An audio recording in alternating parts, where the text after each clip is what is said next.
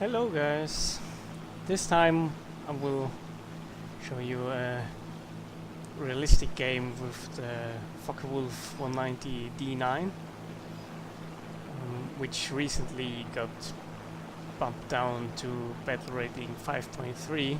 Before it was 5.7 in realistic, and that definitely was an improvement overall for this plane. It is a capable plane, but against the higher end Griffin Spitfires it definitely struggles a bit. But now it can compete against the earlier Spitfires, Griffin Spits and later Mark 9 models. In this match I'm flying in a 3-man squad. Sadly in the replay you cannot see it. I was flying out with Squadplay, maybe you have seen in MiG-9 gameplay already, and with Bird the Turtle. Bird the Turtle was in a ME410, in a B6R3, and Squadplay was in a Fw-190 as well.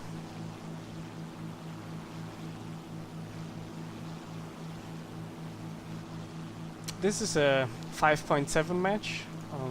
We didn't even notice when we started it, but the T152H, it's a 5.7, and so we will face LF Mark 9s and Mark 14E Griffin Spitfires and maybe P51s or something like that.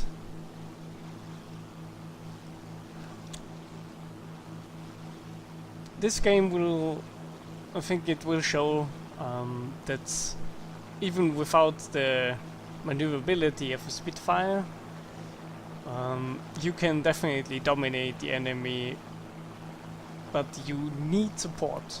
The Focke-Wulf is not a plane which can fight alone against superior opponents. The Focke-Wulf definitely needs to be flown in a squad with at least 2 people, and then you can get the most out of it because of its pretty good energy retention and decent speed and decent climb rate. And the armament with the German MG 151s is also quite good. As with nearly all Norway matches, at the start climbing is key, and because most of the fighting takes place at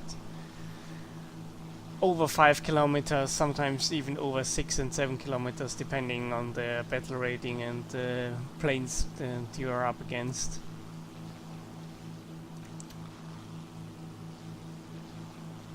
And we can already see that the enemy team definitely tried to climb as well, which is not always the case with the allied teams. Some of the, well, more noobish allied teams try to go down low and hope for the best.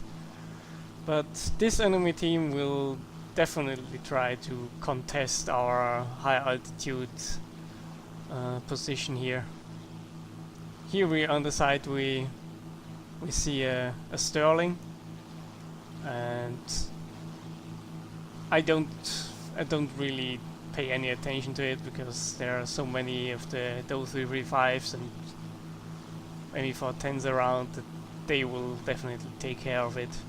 It's more important for me to stay fast, stay high, and then go for the Spitfires that will definitely, and without any doubt, will approach us here and attack us and at this altitude.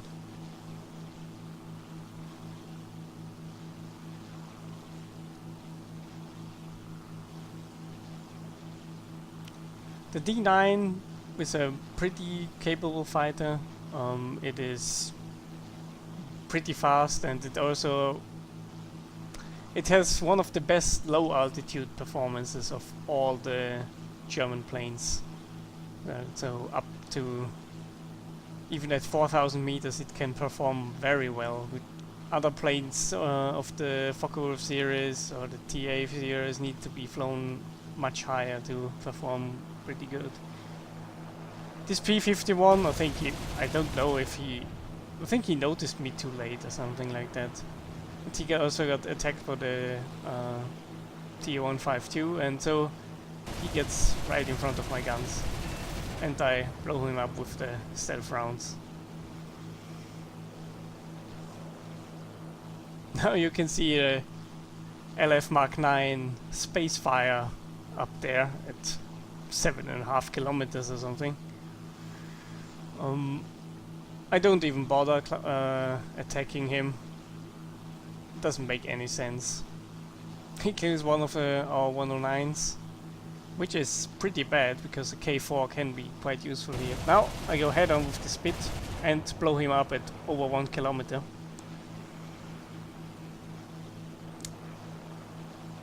I was pretty happy with that shot because I haven't flown this plane since 1.5 years or something. But it seems like I still have the aiming right when it comes to the German 20s. And now I try to help my squad mate here against the Spitfire, because in the long run he will definitely lose this fight if the maneuvering fight continues. The problem here is that I'm definitely getting chased by the LF Mark 9 up there, so I have to watch out for that. And the P-47 is also climbing up after he killed the bots. I mess up the attack run here on the Griffin Spitfire, but it's not that problematic. First I thought, well, maybe go for the P-47, but he was flying away and the Spitfire was coming in again. The TA-152 comes to help me, and I try to get on the 6 of the Spitfire, which I can, but the P-47 comes up and goes into a head-on while nearly stalling.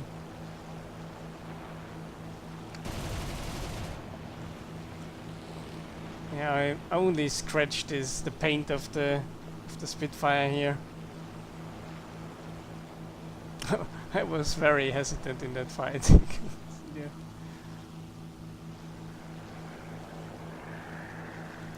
There was a lot of things going on, and you always have to check my 6 here. And now the LF Mark 9 is giving chase to me, but luckily he gets distracted very soon and will break off.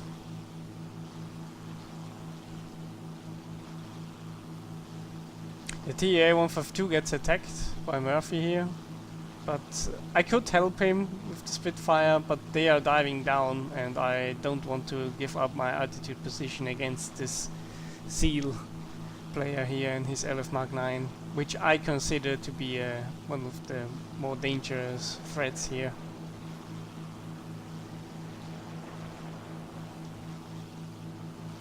And he sees me, pulls up and evades my attack run.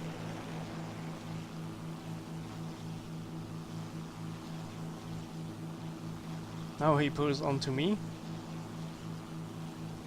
and I just continue to fly and climb away.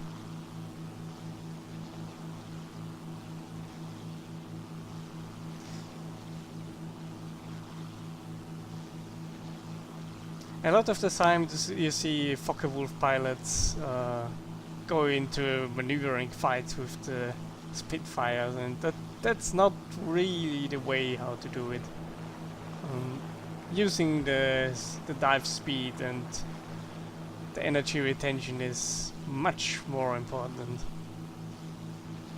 Now I give up my altitude position because LF Mark 9 is the only enemy up high, and I'm not very concerned about him catching me.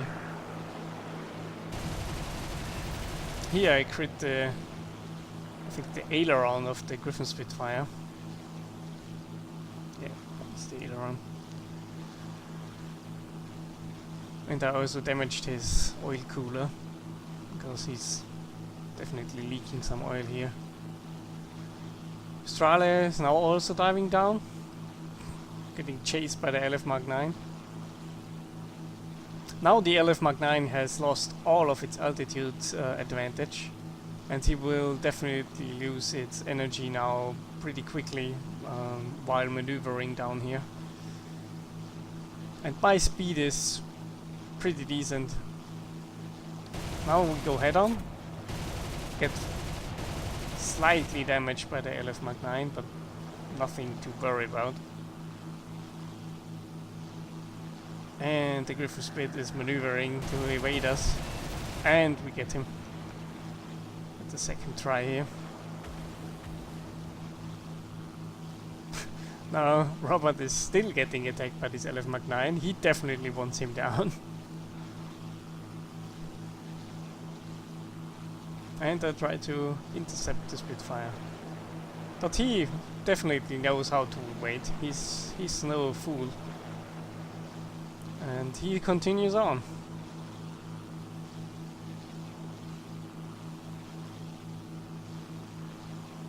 At this point, the game looks very much like an easy win. But as we will see later, things can change very quickly.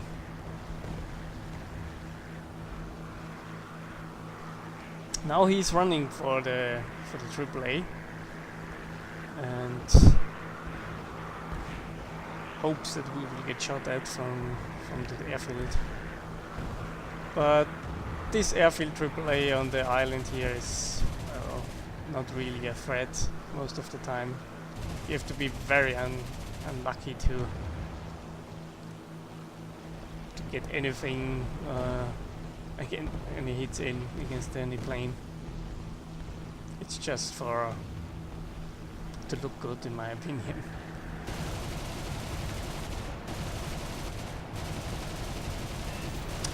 Now here I crit the aileron of the Spitfire again. Wasn't the best of shooting, but he was also evading pretty well here.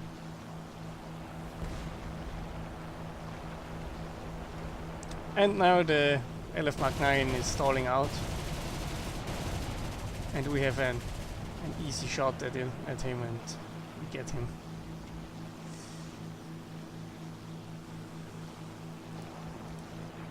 We are sitting at 5 kills now. My other squad mate Bird sitting on 2, also very good. And Robert, with a lot of evading and distracting the enemy, he also got 1 kill. So we definitely did what we were supposed to do as a 3-man squad here. Now, because I'm pretty much out of all of the ammunition, I'm running back home to the airfield to rearm and refuel. Strale is doing the same. He has wing damage and lost also a lot of his ammunition. Here you can see now the remaining Spitfire comes in, the Mark 14E, I think. Or maybe it's Mark 18, I'm not sure. But he has an advantage position over all of these planes here. Those planes are all low and slow and cannot maneuver with a Spitfire. And his first victim is our squad mate Bird in his ME410. But he was an easy kill because he already lost an engine and was already struggling to hold his altitude.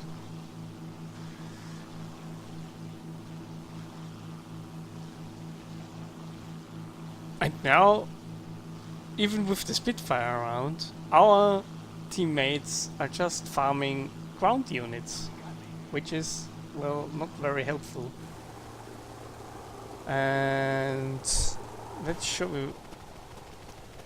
And they are trying to attack the Spitfire here, but doesn't really work out. He gets one kill after the other.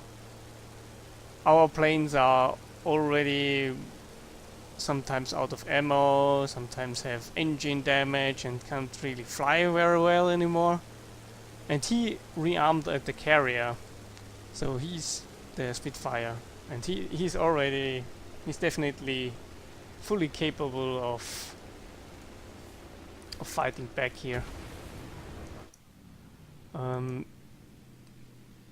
All of these guys over there, they will die. Only the 355 here, Schnuffelteddy, he got the call and he is also flying back to base, which would have been the right choice for all of our players here. If they returned to base and so refueled and rearmed, the Spitfire would have had a much harder time here. And he's also now sitting on 6 kills. Crashed once on the carrier but got repaired. So he definitely made the best out of his position, being outnumbered 8-1, which is pretty insane. But and now it's definitely not that easy anymore, because a Griff Spitfire flown correctly can definitely outpace and outplay Focke-Wulf D-9. Here I was a bit shocked because Strale crashed on the landing, but luckily he's getting repaired, and so he can support me at least against the Griffin Spitfire. The 355 is also coming in, so we are now 3 planes rearming and 3 against 1. I think the cards are still in our favor, even though the Griffin Spitfire showed that he's also a very capable pilot.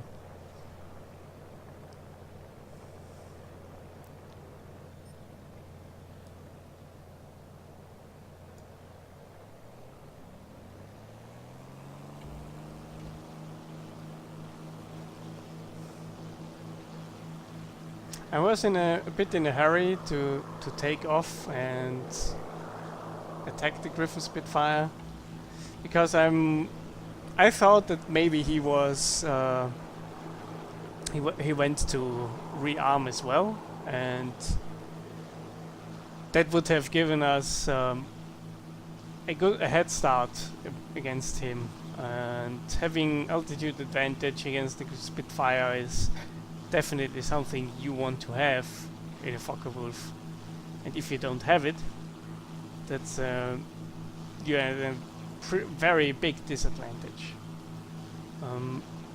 Not all is lost if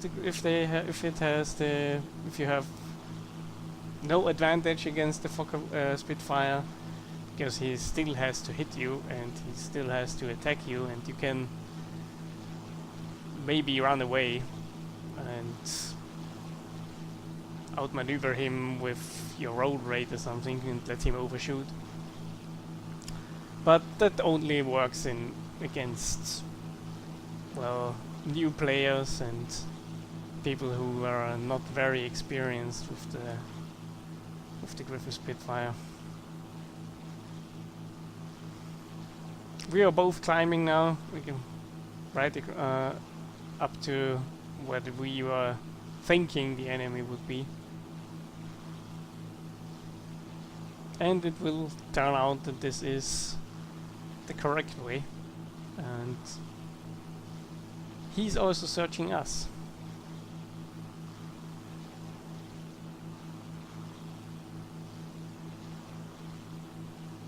I wasn't really climbing very steeply here and very quickly.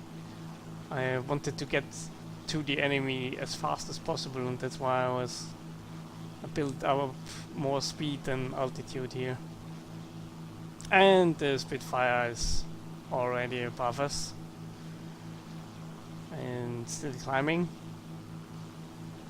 We have no chance of climbing after a Griffin Spitfire. That's just not possible.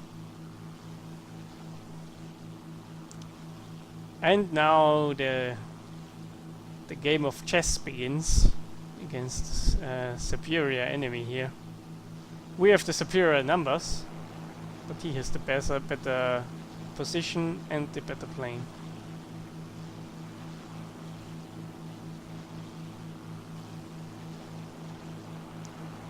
I saw that he was diving on me, and I went for the head-on here.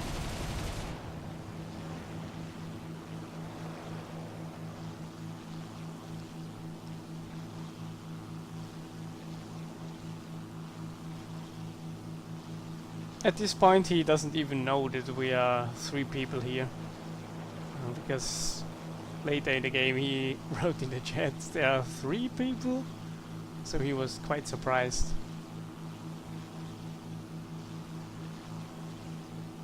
Yeah, I thought that maybe he would attack me, but he already proved that he's no fool, and he's not going into a head-on and is fully committing. He only stays in for a couple of seconds and then he pulls out.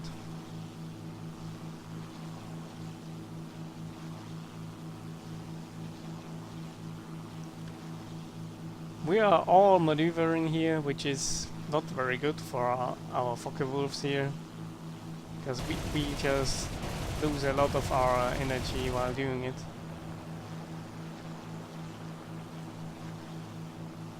This was a dangerous situation. He could have attacked me here, but I was still pretty certain that he wouldn't go down on me because the 335 was coming in, and the 335 would have had a firing solution, I think, if the Spitfire would come down. At this point it looks like the Spitfire wasn't even sure which target he should attack first. And for some reason he picks Strale again, who in this game definitely was the one who was getting chased by nearly everyone. And he's rolling and trying to evade. And I try to help him.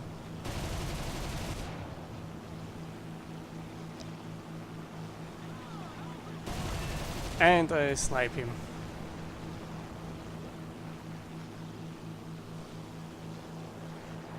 And victory dance. That's the game, guys. I think it was a pretty nice match for the first flight of the Focke-Wulf in over a year. Kudos to Bart in the enemy team, who definitely tried to still win the game and do his best to carry his team, which most of his team were, well, they only watched the rest of the enemy of the team do something.